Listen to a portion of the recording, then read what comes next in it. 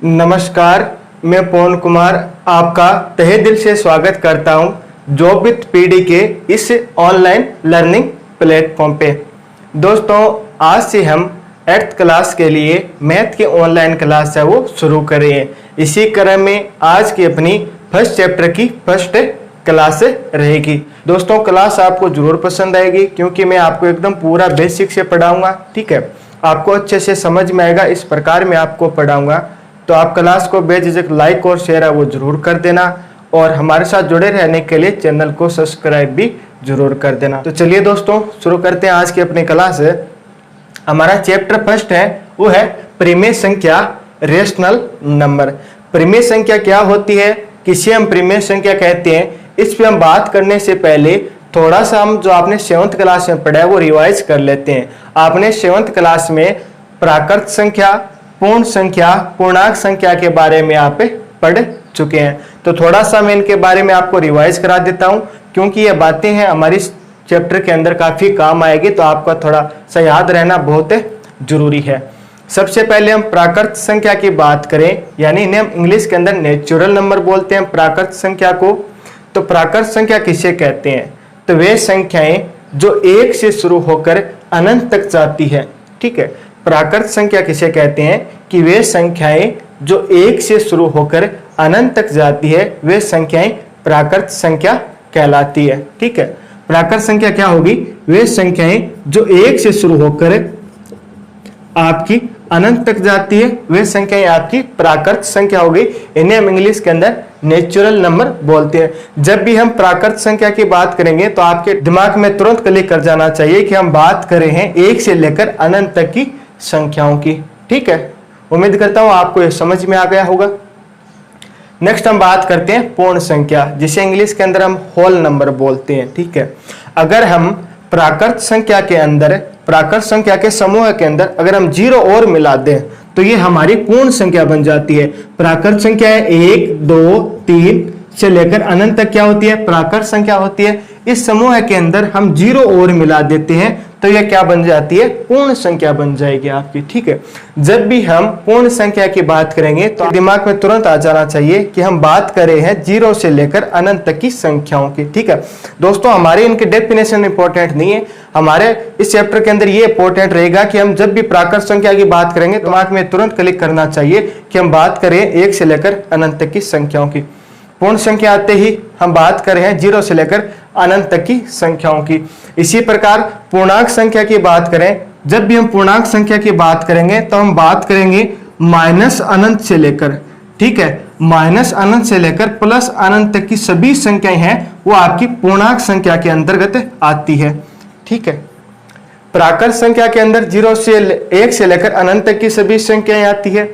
पूर्ण संख्या के अंदर 0 से लेकर अनंत तक की सभी संख्याएं आती है और पूर्णांक संख्या के अंतर्गत माइनस अनंत से लेकर प्लस अनंत तक की सभी संख्याएं आती है। जो भी संख्याएं आप सोच सकते हो, आपने सोचा कि -1000, -5000, -50, -100, +100, +10, +20 है, ये सभी आपकी क्या है, पूर्ण संख्या है। ठीक है, माइनस अनंत से लेकर प्लस अनंत तक की सभी संख्याएं क्या कहलाती है, पूर्णांक संख्याएं कहलाती है। उम्मीद है दोस्तों आपको यह बात समझ में आ गई होगी कि प्राकृत संख्या क्या होती है, पूर्ण संख्या क्या होती है, पूर्णांक संख्या क्या होती है। तो मैं इसको यहां से रफ कर देता हूं। ठीक है, आप एक बार इसका स्क्रीनशॉट ले लीजिए, या बार बार ये बातें मैं बार बार रिपीट करता रहूंगा तब आपको एकदम ये कंटेस्ट याद हो जाएगी। आप बिल्कुल भी ना घबराएं, जितना भी आपको पढ़ाया जाएगा वो आपको अच्छे से समझ में आएगा, इस बात की गारंटी आपको मैं देता हूं। आप एक काम जरूर कर देना, इस क्लास को लाइक और एक है वो जरूर करना हर कंडीशन के अंतर्गत। ये हमारी बात होगी पूर्णांक संख्या, पूर्ण संख्या और प्राकृत संख्या को लेकर। अब हम बात कर लेते हैं परिमेय संख्या को लेकर, जो हमारा चैप्टर है परिमेय संख्या। तो हम बात कर लेते हैं कि परिमेय संख्या किसे कहते हैं। ठीक है, तो परिमेय संख्या की डेफिनेशन आप लिख लीजिए कि ऐसी संख्या, मैं अभी परिमेय संख्या के आपको डेफिनेशन बता रहा हूं कि परिमेय संख्या किसे कहते हैं। तो ऐसी संख्या जिन्हें हम P/Q के रूप में लिख सकते हैं। हम परिमेय संख्या की डेफिनेशन लिख रहे हैं कि ऐसी संख्या जिन्हें हम P/Q के रूप में लिख सकते हैं, जहां P और Q क्या है, पूर्णांक है तथा Q नॉट इक्वल टू 0 है तो वह संख्या आपकी क्या कहलाएगी? परिमेय संख्या कहलाएगी। मैं एक बार और रिपीट कर देता हूं, हम परिमेय संख्या की डेफिनेशन पढ़ रहे हैं कि ऐसी संख्याएं जिन्हें हम P बटा Q के रूप में लिख सकते हैं, जहां P और Q क्या है? आपका पूर्णांक है, तथा जो Q है ना, ये Q है, ये कभी 0 नहीं होना चाहिए। ठीक है, ये Q अगर 0 नहीं है तो वह संख्या आपकी क्या कहलाएगी? परिमेय संख्या कहलाएगी। अब हम इनके एग्जाम्पल ले लेते हैं। यहाँ पे दोस्तों बात आई है पूर्णांक की, ये देख लीजिए, अभी हमने पूर्णांक के बारे में पढ़ा था ना, यहाँ पे बात आई है पूर्णांक की।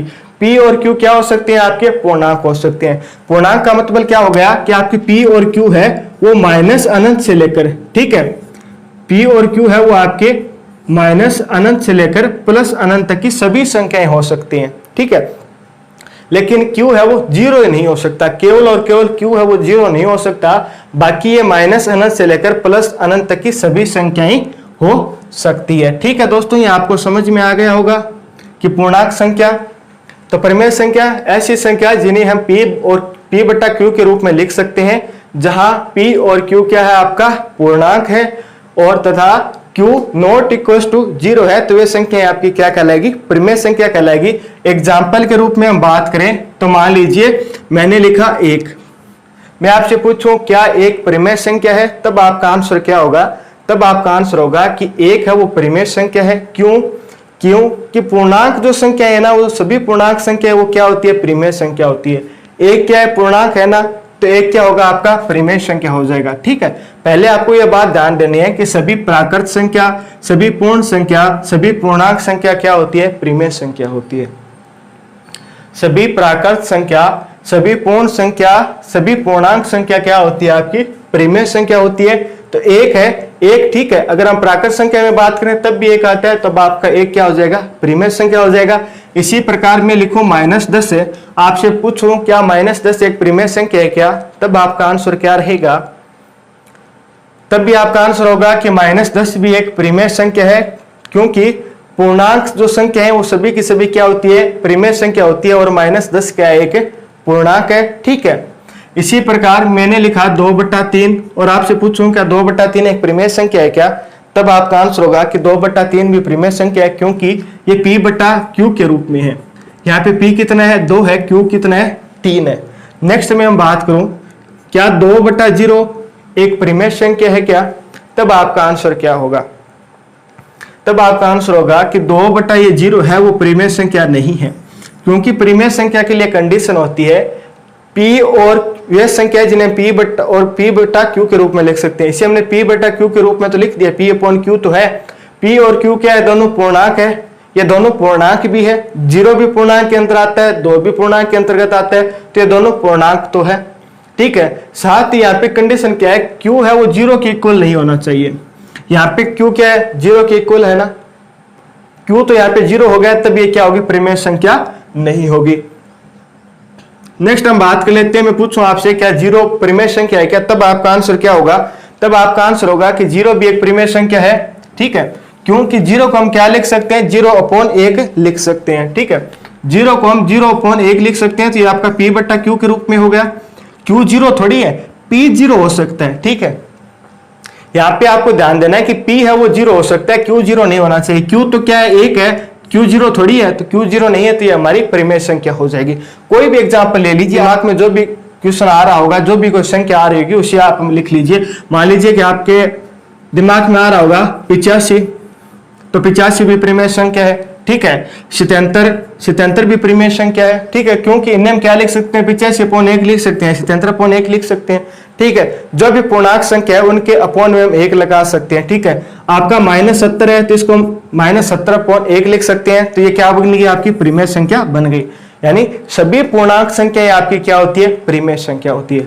पूर्णांक संख्या के अंदर आप कोई भी संख्या ले लीजिए, 10, 20, 30, 40, 50, 60, 70, 80, जो भी संख्या आप दिमाग से सोच सकते हैं वो संख्या सोच लीजिए, वो सभी की सभी क्या होगी? आपकी परिमेय संख्या हो जाएगी। उम्मीद है साथियों कि आपको परिमेय संख्या के बारे में अच्छे से समझ में आ गया होगा कि परिमेय संख्या किसे कहते हैं हम। ठीक है, यह आपके मन में अब डाउट नहीं रहना चाहिए कि परिमेय संख्या किसे कहते हैं, किसे हम परिमेय संख्या नहीं कहेंगे। कोई भी मैं एग्जाम्पल लिखूं तो आपके दिमाग में आ जाना चाहिए क्या एक परिमेय संख्या है या नहीं है। ठीक है, नेक्स्ट है परिमेय संख्या अब हमने समझ ली।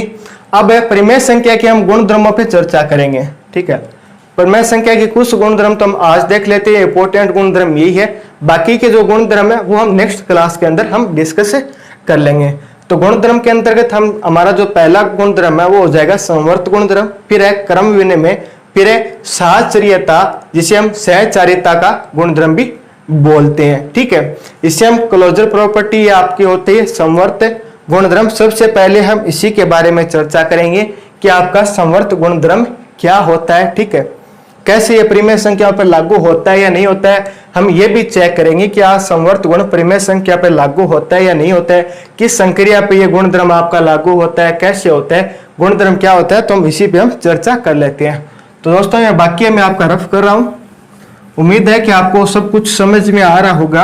आ रहा है तो आप लाइक और शेयर है वो जरूर करते रहें, साथ ही साथ में हमें बताते भी रहें कि आपको क्या कुछ कितना आपने आज सीखने को मिला, क्या क्या आपने सीखा है, सब कुछ कमेंट करते रहें साथ साथ में।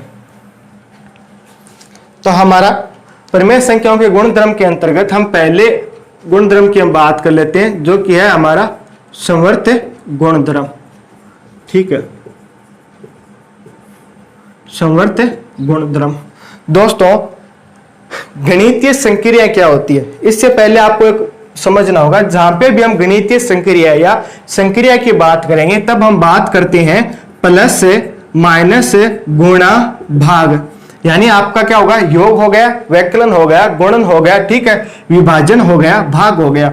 जब भी हम संक्रिया की बात करते हैं गणित के अंदर या हम गणितीय संक्रिया बोलते हैं तब हम बात करेंगे प्लस माइनस गुणा भाग, इन चारों की हम एक साथ बातें कर लेते हैं।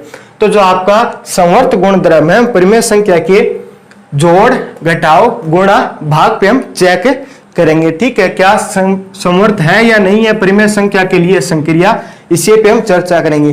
थोड़ा सा आप यहाँ पे कंफ्यूज हो सकते हो, पहली बार पढ़ रहे हो सकता है थोड़ा सा कम समझ में आए।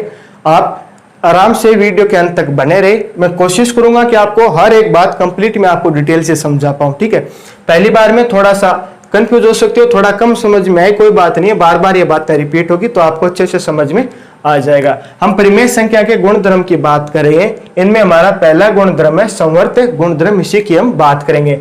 अब ये गुणधर्म परिमेय संख्या के किस किस संक्रिया पे लागू होता है हम ये चेक करें। सबसे पहले हम योग पे चेक करेंगे। जो परिमेय संख्याओं के लिए संवर्त गुणधर्म है ये कौन कौन सी संक्रिया पे लागू हो रहा है हम ये चेक करेंगे। पहले हम योग पे चेक करेंगे, ठीक है, फिर हम अपना इसे घटाओ यानी व्यवकलन पे हम चेक करेंगे। ठीक है, व्यवकलन पे हम चेक करेंगे। फिर आपका तीसरा है हम इसे गुणन पे चेक करेंगे, फिर इसे हम भाग पे चेक करेंगे। इसके लिए हम कोई भी एक परिमेय संख्या ले लेते हैं। हम a और b के रूप में आपकी कोई परिमेय संख्या ले लेते हैं। a हमने ले लिया 1/3, b हमने ले लिया 2/3। 1/3 भी आपकी एक परिमेय संख्या है, ठीक है, b भी आपकी क्या है 2/3 एक परिमेय संख्या है। अब हम बात कर लेते हैं कि संवर्त गुणधर्म का मतलब क्या है। ठीक है, अगर दोस्तों हम दो परिमेय संख्याओं को जोड़ते हैं, अगर हम दो परिमेय संख्याओं को जोड़ते हैं या घटाते हैं या गुणा करते हैं या भाग करते हैं, अगर आपकी परिणाम यानी जो आपको मान मिले अगर वो भी आपको परिमेय संख्या मिले तब तो आपका ये संवर्त गुणधर्म है वो लागू हो जाएगा। मैं वापस रिपीट कर रहा हूं कि जब भी हम दो जो आपकी परिमेय संख्या है उनको जोड़ें, घटाएं या उनका गुणा करें या उनमें भाग करें तब आपका परिणाम भी एक परिमेय संख्या है, जो आपका रिजल्ट आए वो भी अगर एक परिमेय संख्या आता है तब आपका क्या होगा, संवर्त गुणधर्म है वो आपका लागू हो जाएगा। ठीक है, तो हम सबसे पहले हम योग पे ट्राई कर लेते हैं। ठीक है, हम दो परिमेय संख्याओं को जोड़ते हैं, देखते हैं क्या इनका योग भी एक परिमेय संख्या आता है क्या। ठीक है, हमने दो परिमेय संख्या ली है, एक तो लिए 1/3, दूसरी लिए 2/3। इन दो परिमेय संख्याओं को हम जोड़ते हैं, हम चेक करेंगे क्या इनका योग है वो भी एक परिमेय संख्या आता है क्या। अगर वो परिमेय संख्या इनका योग परिमेय संख्या आ जाएगा तब तो क्या होगा कि जो आपका संवर्त का जो गुणधर्म है वो परिमेय संख्याओं के योग पर लागू हो जाएगा। ठीक है, चलिए पहले इसको हम जोड़ लेते हैं।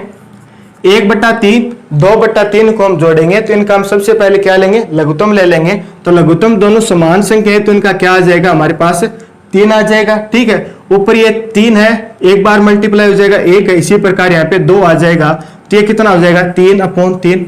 3 से 3 डिवाइड करेगा तो ये आपका कितना आ गया 1 आ गया। जब हमने दो परिमेय संख्या यानी 1/3 प्लस 2/3 को ऐड किया तो हमारे पास रिजल्ट आया 1।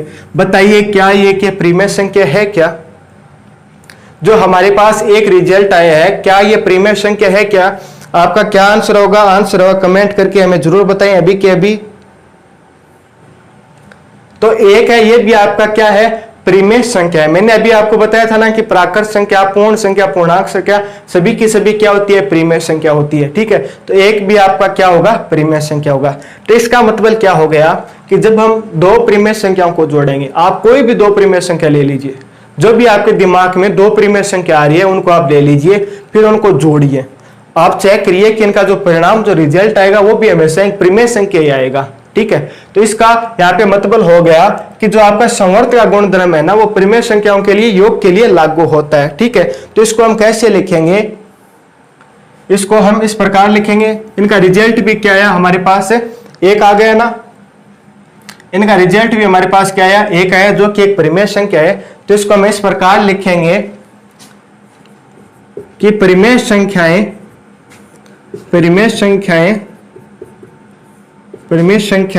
योग के अंतर्गत, परिमेय संख्याएं योग के अंतर्गत संवर्त होती है। ठीक है दोस्तों, इसको हम इस प्रकार लिखेंगे कि परिमेय संख्याएं योग के अंतर्गत संवर्त होती है। इसका मीन्स क्या है, इसका अर्थ क्या है कि आप जब भी दो परिमेय संख्याओं को जोड़ेंगे या दो परिमेय संख्याओं को आप ऐड करेंगे तब आपका जो परिणाम, आपका जो रिजल्ट आएगा वो भी हमेशा एक परिमेय संख्या आएगा। इस बात का यही मतलब है, यानी परिमेय संख्याओं के योग पर तो क्या होता है आपका संवर्त का गुणधर्म है वो लागू होता है। ठीक है दोस्तों, यहां तक क्लियर है कि परिमेय संख्याओं के योग पर आपका संवर्त का जो गुणधर्म है वो लागू होता है। इसी प्रकार हम घटाव पे चेक कर लेते हैं। अब हम दो परिमेय संख्याओं को घटाकर देखेंगे क्या दो परिमेय संख्याओं को घटाने पर एक परिमेय संख्या आती है क्या। चलिए अब चेक कर लेते हैं। हमने दो परिमेय संख्या ले रखी है 1/2, 1/3 है, एक क्या है 2/3 है। ठीक है, इसमें से घटाते हैं 1/3 में से आपका 2/3 हम घटाते हैं तो यहाँ पे आपका लघुत्तम क्या आ जाएगा 3 आ जाएगा, ऊपर आएगा 1, इस प्रकार इधर आ गया 2। तो ठीक है, माइनस का 2 है, प्लस का 1 है, तो ज्यादा किसका है माइनस का 1 आपका ज्यादा रह जाएगा, अपोन में आपका कितना है 3 है। ठीक है, जब हम माइनस के 1/3 से, ठीक है, अब 1/3 से हम माइनस का 2/3 घटाएंगे तब हमारे पास रिजल्ट क्या आ गया माइनस का 1/3 है। ये एक परिमेय संख्या है, ये भी एक परिमेय संख्या है। हमने दो परिमेय संख्याओं क्या किया है घटाव किया है, व्यवकलन किया है। बताइए क्या इनका रिजल्ट एक परिमेय संख्या है क्या? ये एक परिमेय संख्या है या नहीं है, आप कमेंट करके बताएं। पहली बात ये P/Q के रूप में है ना, ये P/Q के रूप में है, ये एक P है, 3 क्या है Q है। P/Q के रूप में पहली कंडीशन हमारी कंप्लीट हो रही है। दूसरी क्या होती है कि P और Q है आपके पूर्णांक होने चाहिए, तो -1 भी पूर्णांक है, 3 भी पूर्णांक है। दूसरी शर्त भी हमारी क्या हो रही है परिमेय संख्याओं के लिए लागू हो रही है। तीसरी शर्त क्या होती है Q है वो 0 नहीं होना चाहिए, Q 0 नहीं है ना, यहाँ पे तो 3 है। ठीक है, तो यानी कि हमारी तीनों की तीनों जो कंडीशन है परिमेय संख्या की वो यहाँ पे लागू हो रही है, तो ये आपकी क्या हो जाएगी एक परिमेय संख्या हो जाएगी। ठीक है, जब हमने दो परिमेय संख्याओं को जोड़ेंगे तब हमारे पास रिजल्ट एक हमेशा परिमेय संख्या आएगा। इसी प्रकार हम जब एक परिमेय संख्या से दूसरी परिमेय संख्या घटाएंगे तब भी हमारे पास रिजल्ट हमेशा क्या आएगा एक परिमेय संख्या ही आएगा। ठीक है, ये दोस्तों हम करके देख रहे हैं। आप कोई भी परिमेय संख्या ले लीजिए, उनको जोड़ें तब भी परिमेय संख्या आएगा, उनको आप घटा दीजिए, एक संख्या पर एक परिमेय संख्या से दूसरी परिमेय संख्या आप घटाइए तब भी क्या आएगा रिजल्ट परिमेय संख्या आ जाएगा। ठीक है, तो इस बात को हम किस प्रकार लिखेंगे, ये एक परिमेय संख्या आ गया, यहां तक मैं आपको रफ कर देता हूं। ठीक है, तो इसको हम किस प्रकार लिखेंगे कि परिमेय संख्याएं, मैं यहां पे लिख देता हूं परिमेय संख्याएं व्यवकलन, परिमेय संख्याएं व्यवकलन के अंतर्गत परिमेय संख्याएं व्याकरण के अंतर्गत समवर्त होती है। ठीक है, तो ये आपका क्या हो गया कि जब भी हम इस बात का मतलब यही हो जाएगा कि परिमेय संख्या व्याकलन के अंतर्गत समवर्त होती है। ठीक है, इसका मतलब क्या हो गया कि जब भी हम एक परिमेय संख्या से दूसरी परिमेय संख्या को घटाएंगे तब हमारे पास जो मान आएगा वो भी क्या आएगा, एक परिमेय संख्या ही आएगा। यहां तक दोस्तों क्लियर है, आपको सब कुछ समझ में आ रहा है ना। अब हम इसी प्रकार गुणा पे हम बात कर लेते हैं। क्या दो परिमेय संख्याओं को गुणा करने पर परिणाम जो रिजल्ट आता है वो भी एक परिमेय संख्या आता है क्या? चलिए अब हम यही देख लेते हैं। हमारी परिमेय संख्या थी एक, तो क्या थी 1/3 है। मैं दोस्तों ये रफ कर देता हूं और यहीं पे हम चेक कर लेते हैं। ठीक है, आप कोई भी परिमेय संख्या लेकर ये चेक कर सकते हैं। ठीक है, तो हमारी एक परिमेय संख्या 1/3, दूसरी है परिमेय संख्या 2/3। इन दोनों को गुणा करते हैं, चेक करते हैं क्या इनका रिजल्ट एक परिमेय संख्या आता है या नहीं आता है। ठीक है, तो 3, ये नीचे की संख्या नीचे से गुणा हो जाएगी, तो 3 का मल्टीप्लाई 3 से हुआ तो ये आ गया 9, ऊपर का 1 का मल्टीप्लाई 2 से हुआ तो ये आ गया आपका 2, 1 का गुणा 2 से हुआ तो 2 आ गया, 3 का गुणा 3 से हुआ तो ये 9 आ गया। तो 1/3 और 2/3 को हमने गुणा किया तब हमारे पास रिजल्ट क्या आ गया, रिजल्ट आ गया 9, 2/9। अब आप कमेंट करके बताएं क्या 2/9 जो है ये आपकी परिमेय संख्या है क्या? ये कमेंट करके आप अभी के अभी बताएं क्या जो आपका रिजल्ट आया 2/9 ये एक परिमेय संख्या है या नहीं। तो दोस्तों ये भी आपकी एक परिमेय संख्या है। इसका मतलब यही है कि जब हम दो परिमेय संख्याओं को गुणा करेंगे उनका जो रिजल्ट आएगा वो भी एक परिमेय संख्या ही होगा। ठीक है दोस्तों, तो आपका गुणन के अंदर भी आपका जो संवर्त का गुणधर्म है वो लागू होता है। तो यानी दो परिमेय संख्याओं को हम गुणा करते हैं तब एक परिमेय संख्या ही इसका मान आएगा। तो इसको हम लिखेंगे कैसे कि परिमेय संख्याएं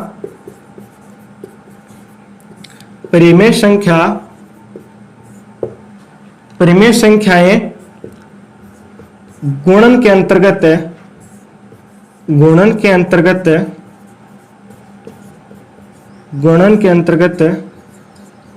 संवर्त होती है। ठीक है, ये दोस्तों आपका गुणन पे हमने लागू कर लिया कि दो परिमेय संख्याओं को हम जब भी गुणा करेंगे तब हमेशा क्या हो जाएगा, वो गुणा भी उनका जो मान आएगा वो भी एक परिमेय संख्या आ जाएगा। हमने योग पे ट्राई कर लिया, हमने घटाव पे भी हमने देख लिया, गुणा पे भी हमने देख लिया। अब हम चेक करते हैं भाग पे। क्या दो परिमेय संख्याओं को भाग देते हैं तब भी एक परिमेय संख्या आएगा, ये भी हम चेक कर लेते हैं। हमारी एक परिमेय संख्या है 1/3, 1/3 इसको हमें भाग किससे देना है 2/3 से। ठीक है दोस्तों, मैंने तो ये दो परिमेय संख्या ऐसे रैंडम ही लिखी है, आप कोई भी परिमेय संख्या इनकी जगह ले सकते हैं। ठीक है, आप यहाँ पे भी 0 ले सकते हैं। ठीक है, यहाँ पे आप 1 ले लीजिए, यहाँ पे 0 ले, यहाँ पे 1 लेके यहाँ पे 0 ले लीजिए, यहाँ पे -1 ले लीजिए, यहाँ पे -10, कुछ भी ले लीजिए, जो भी आपका मन करे वो आप ले लीजिए। ये जो गुणधर्म की हम बात करते चल रहे हैं इसी कंडीशन में लागू होगा। ठीक है, तो 1/3 में हम भाग किसका दे रहे हैं 2/3 का। आपने पढ़ा होगा कि जब इस भाग वाले चिन्ह को हम गुणा में कन्वर्ट करते हैं तो ये संख्या उल्टी हो जाती है।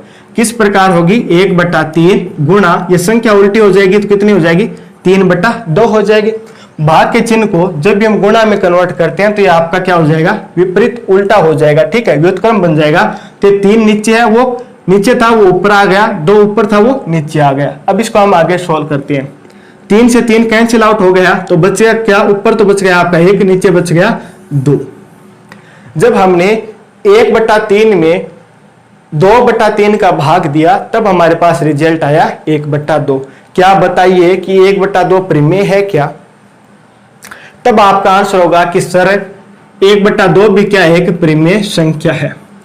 तो यानी इसका मतलब तो यही होता है कि जो आपका भाग है परिमेय संख्याओं पर भाग के भी अंतर्गत ये गुणधर्म है वो लागू होता है, संवर्त का गुणधर्म। ठीक है, यानी कि परिमेय संख्याओं के भाग के अंदर भी आपका संवर्त का गुण लागू होता है। ठीक है, लेकिन यहाँ पे आपको ध्यान रखना है कि भाग के अंतर्गत है ये परिमेय संख्याओं पर गुणधर्म है वो लागू नहीं होता है। जब हमने इसका तो भाग दिया तब तो हमारे पास रिजल्ट एक परिमेय संख्या आ गई। ठीक है, लेकिन जब हम ये हमारे पास परिमेय संख्या 1 है, ये भी क्या एक परिमेय संख्या ही तो है। ठीक है, इसके अंदर हम 0 का भाग देते हैं, तब इसका आंसर क्या आता है? अपरिभाषित आता है, यानी इसका कोई मान नहीं होता, ये अपरिभाषित होता है। तब ये अपरिभाषित होता है तो ये परिमेय संख्या थोड़ी होगी। जब भी हम p बटा क्यू, ठीक है, इसे हम 0 में किसी संख्या का भाग देते हैं तो उसका रिजल्ट क्या आता है? एक अपरिभाषित आता है, इसका कोई मान निकल के नहीं आता है, तो वो हमारी क्या होती है? परिमेय संख्या नहीं हो सकती। तो यानी कि जो आपका संवर्त का गुणधर्म है ना, ये भाग के अंतर्गत है, वो लागू नहीं होता है। यहाँ पे आपको याद क्या रखना है, जो आपका संवर्त का गुणधर्म है ये योग के लिए तो लागू होता है, व्यकलन घटाव के लिए भी लागू होता है, गुणा के लिए भी आपका संवर्त का गुणधर्म है वो लागू होता है, लेकिन भाग के अंतर्गत है ये लागू नहीं होता है। भाग के अंदर बाकी सभी तो जगह लागू होता है, भाग के अंदर बाकी सभी संख्याओं में लागू होता है, आप कोई भी संख्या ले लीजिए, लेकिन जब भी हम 0 ले लेंगे ना नीचे, तब आपका ये गुणधर्म है वो लागू नहीं होगा। तो दोस्तों हमने पहला गुणधर्म संवर्त जो आपका गुणधर्म है वो पढ़ा है, आपको समझ में आया है? ठीक है, आपको कुछ सीखने को मिला है, कैसा आपको लगा? ठीक है, तो आप कमेंट करके हमें जरूर बताएं। मुझे उम्मीद है कि आज जो हमने संवर्त का गुणधर्म ये पढ़ा है आपको समझ में आया होगा अच्छे से। अगर दोस्तों आपको ये समझ में आ रहा है तो प्लीज वीडियो को लाइक और शेयर है वो जरूर करते रहिए।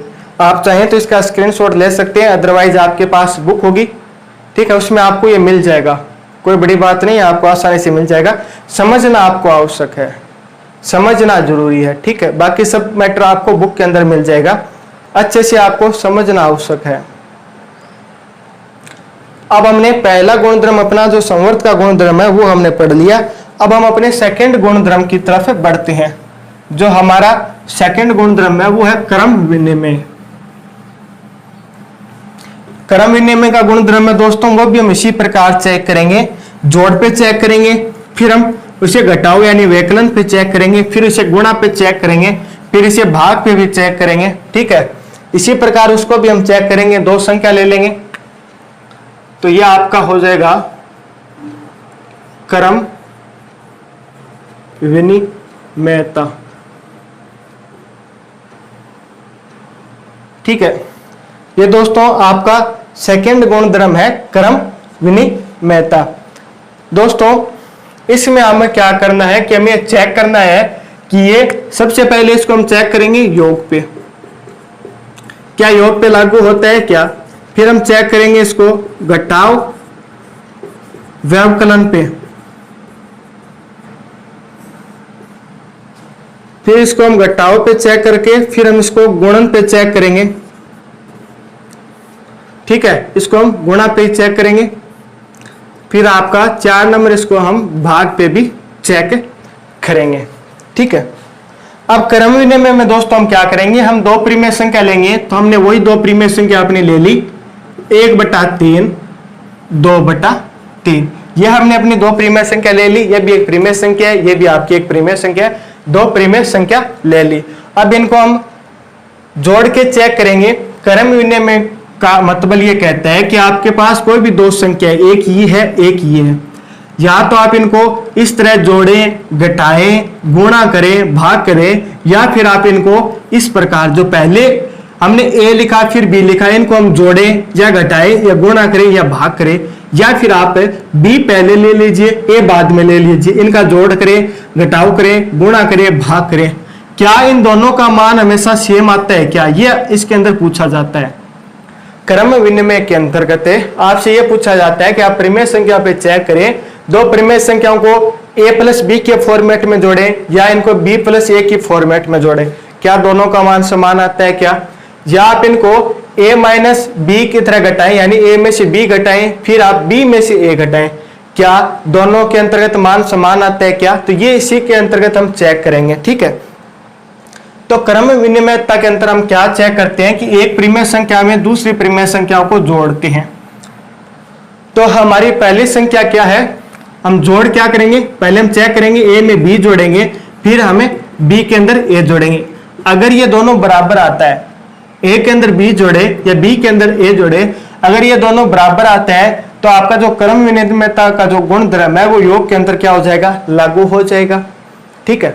तो चलिए हम चेक कर लेते हैं, a+b जोड़ते हैं, 1/3, b कितना है आपका 2/3, इनको हम जोड़ेंगे तो इनका लघुत्तम आ जाएगा आपका 3, ऊपर भी आ जाएगा 3, ये डिवाइड करेंगे तो ये क्या आ जाएगा आपका ए आ जाएगा, यानी ए प्लस बी हम जोड़ेंगे तो मान कितना आ रहा है, 1 आ रहा है। इसी प्रकार हम बी प्लस ए जोड़ते हैं, बी कितना है हमारे पास 2/3 है, ए कितना है 1/3 है, लघुत्तम इसका 3 आ गया, ये ऊपर 2 + 1 तो ये कितना हो गया हमारा 3/3, इन दोनों ये कैंसिल आउट हो गया तो ये 1 आ गया। इसका मतलब क्या है, हमने a प्लस बी जोड़ा तब भी हमारा रिजल्ट 1 आया, हमने b प्लस ए जोड़ा तब भी हमारे पास रिजल्ट क्या आया, 1 आया। इसका कहने का मतलब ये है कि आप परिमेय संख्याओं का है ना किसी भी क्रम में जोड़ो, ठीक है, चाहे आप पहली संख्या में दूसरी जोड़ो या दूसरी में आप पहली जोड़ो, तो हमेशा परिणाम जो रिजल्ट आता है वो आपका समान आएगा। ये गुणधर्म हम पढ़ रहे हैं ना वो आपके क्वेश्चनों के अंदर आगे लागू होंगे, ठीक है। मान लीजिए कि आपको एक क्वेश्चन दे दिया जाएगा किसी भी प्रकार का 3/4 + 5/4 - 3/4 - 5/6 इस प्रकार को क्वेश्चन दे दिया जाएगा। इसको आप सोल्व करोगे ना तब आपको क्रम विनिमयता या जो आपके हमने साहचर्यता अभी पढ़ेंगे, संवर्त पढ़ेंगे, तो वो गुणधर्म आपको देखने होंगे, ठीक है। किस प्रकार जो ये आपकी क्वेश्चन है वो इजी हो जाएंगे इनसे, ठीक है।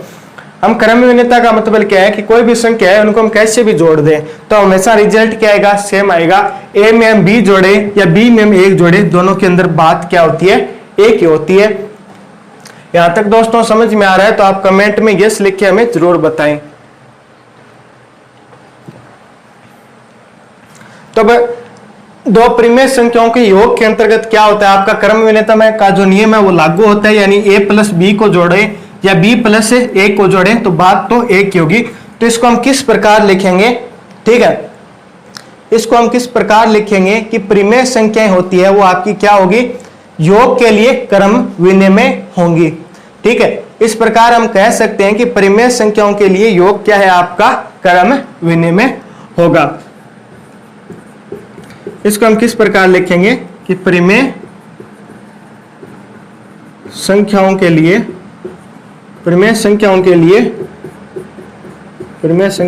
योग क्या है, आपका क्रम विनिमय है, क्रम विनिमय है।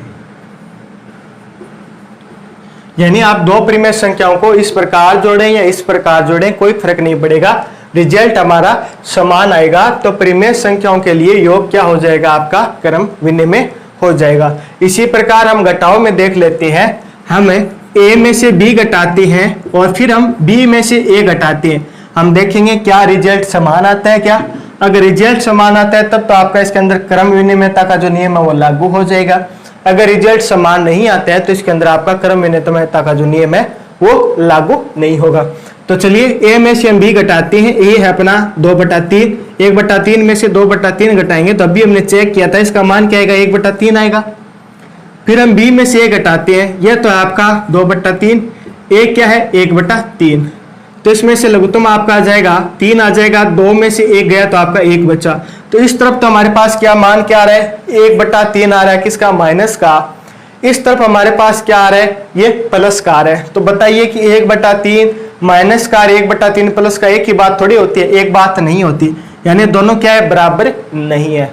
जब हम परिमेय संख्या a में से b घटाते हैं या b में से a घटाते हैं, दोनों का रिजल्ट समान नहीं आता, दोनों का रिजल्ट हमेशा क्या आएगा, अलग अलग आएगा। तो यानी जो आपका क्रम विनिमय है वो घटाव व्यवकलन के अंतर्गत लागू नहीं होता है, ठीक है। इसको हम किस प्रकार लिखेंगे वो भी मैं आपको बता देता हूं। हम बात कर रहे हैं व्यवकलन के अंतर्गत है, ठीक है। तो परिमेय संख्याओं के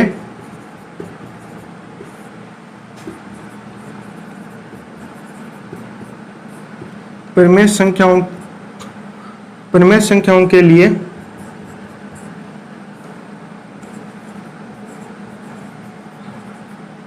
व्यवकलन में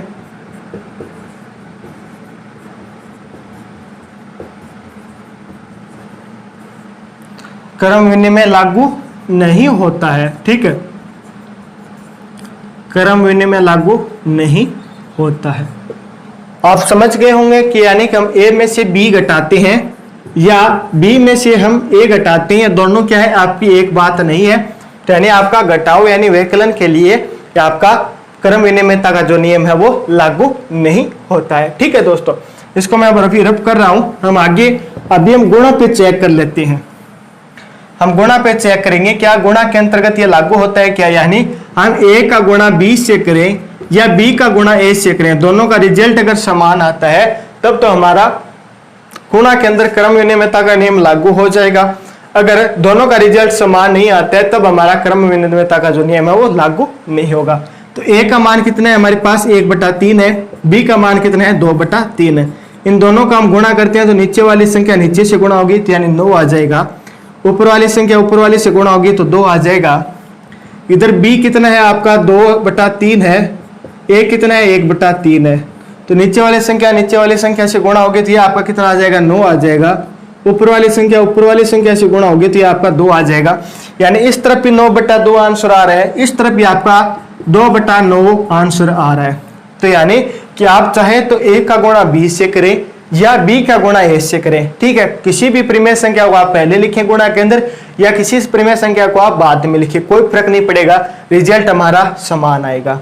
तो रिजल्ट समान आएगा तो इसके अंदर हम गुणा के अंदर हम क्या लिखेंगे कि परिमेय संख्याओं के लिए गुणा है वो क्रम विनिमय है, यानी गुणा के अंदर इनका हम क्रम है वो चेंज कर सकते हैं, क्रम का कोई फर्क नहीं पड़ेगा। तो इसको हम कैसे लिखेंगे कि परिमेय संख्याओं के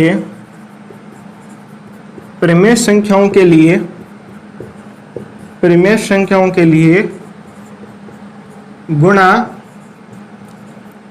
क्रम विनिमय है। ठीक है, परिमेय संख्याओं के लिए गुणा क्या है आपका क्रम विनिमय है, यानी आप किसी भी परिमेय संख्या को पहले लिखें बाद में लिखे गुणा करें, रिजल्ट एक ही आएगा। ठीक है, इसी प्रकार हम आगे बढ़ लेते हैं। आगे हम बात करेंगे क्या भाग के अंतर्गत भी ये नियम आपका लागू होता है क्या। चलो भाग के अंतर्गत भी हम चेक कर लेते हैं। इसको दोस्तों मैं रफ कर रहा हूं, हमारे पास स्पेस थोड़ा कम है। तो भाग के अंदर हम चेक करते हैं, हम a का भाग b में देते हैं और b का भाग फिर हम a में देते हैं, क्या दोनों का रिजल्ट एक ही आता है क्या, ये चेक कर लेते हैं। पहले हम a के अंदर b का भाग देते हैं, a है 1/3, इसके अंदर हम भाग दे रहे हैं 2/3 का। ठीक है, तो भाग के चिन्ह को हम गुणा में बदलेंगे तो ये आपका जो पद है ये आपका चेंज हो जाएगा। तो 1/3 ये चेंज हो जाएगा तो गुणा ये कितना हो जाएगा आपका 3/2, नीचे वाली संख्या ऊपर चली जाएगी, इसको हम काटेंगे तो 3 से 3 डिवाइड हो जाएगा, तो ऊपर क्या बच गया 1, नीचे बच गया आपका 2। b के अंदर हम 1 का भाग देते हैं, b कितना है आपका 2/3 है, इसके अंदर हम किसका भाग देना है, a का भाग देना है, a आपका कितना 1/3 है। ठीक है, भाग को हम गुणा में बदलेंगे तो ये आपका जो सेकंड पद होता है वो चेंज हो जाता है, तो यानी 2/3 ये आपका चेंज हो गया, कितना हो गया 1/3 हो गया। या 3 से 3 आपका डिवाइड हो गया तो यहाँ पे कितना बच गया 2/1 बोल दीजिए या 2 बोल दीजिए, बात एक ही है। ठीक, यहाँ पे आपका 2 बचा है, यहाँ पे आपका 1/2 बचा है, इसे तो हम आधा बोलते हैं, इसे हम 2 बोलते हैं। क्या दोनों बराबर है क्या, 1/2 और सीधा 2 आपका कभी बराबर होता है क्या, नहीं होता है। तो यानी कि भाग के अंतर्गत आपका क्या है, ये क्रम विनिमयता का जो गुणधर्म है वो लागू नहीं होता है। यानी अगर हम a के अंदर b का भाग देते हैं, b के अंदर a का भाग देते हैं, दोनों बात है ये बराबर नहीं होती है, तो भाग के अंतर्गत आपका क्रम विनिमयता का जो नियम है वो लागू नहीं होगा। यहां तक दोस्तों आपको क्लियर है। आज हमने परिमेय संख्याओं के बारे में पढ़ा, फिर परिमेय संख्याओं के संवर्त गुणधर्म, ठीक है, क्रम विनिमय के गुणधर्म के बारे में हमने पढ़ लिया। नेक्स्ट इनसे रिलेटेड और गुणधर्म है वो हम नेक्स्ट क्लास के अंदर पढ़ेंगे। आज के लिए बस हम इतना ही रखेंगे। दोस्तों मुझे उम्मीद है कि आपको ये क्लास पसंद आई होगी, आपके लिए कहीं ना कहीं आपके लिए क्लास है वो हेल्पफुल रही होगी। तो मेरा आपसे निवेदन है कि आप इसे ज़्यादा से ज़्यादा लाइक और शेयर है वो जरूर कर देना। इसमें फिर मुलाकात होगी, तब तक आप हंसते रहना, मुस्कुराते रहना, देखते रहना जॉब विद पीडी। जय हिंद, जय भारत।